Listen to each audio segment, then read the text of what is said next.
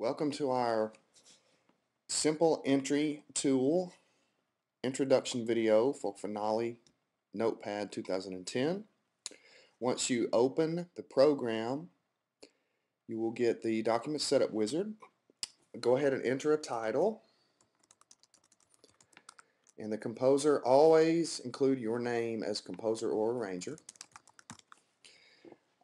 both in the file name as well as on the document itself.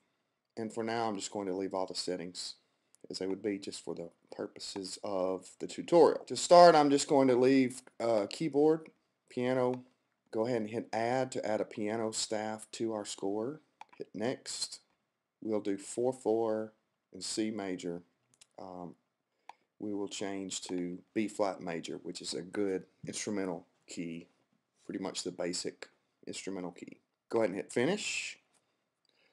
Up pops your document, and then you are ready to enter music into your score using the simple entry tool. Simple entry tools can be found.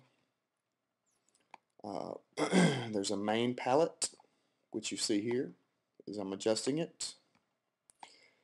Then we have a simple entry palette, which I am also adjusting that here. Then we have a smart shape palette. And the other palette that I will often pull up is the simple entry rests palette, which allows us to click and add rests into the score. So the method that we'll use in class is the simplest of all the methods. You're welcome to experiment with speedy entry tool, keep the keyboard, and so on, and some of these other entry methods such as meta tools. But for now, we're going to keep it to the very basic type of entry, which is just a simple entry tool. And to use the simple entry tool, I just choose the note on the simple entry palette. Simply enter that in.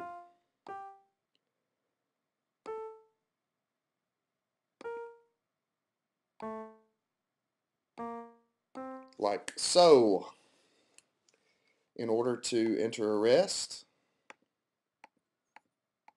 like so. That is the basic entry method we will use for notes and rest. And then if we want to add smart shapes, we will do it such as this. So for the crescendo, I click the crescendo, double click and hold the point that I want the crescendo to start, and then simply drag it across to add the crescendo. And then we also have some other basic tools that we'll use in the course. But that is the basic entry method that we'll use for the course. Once we're done, we want to save and always include your name as part of the file name.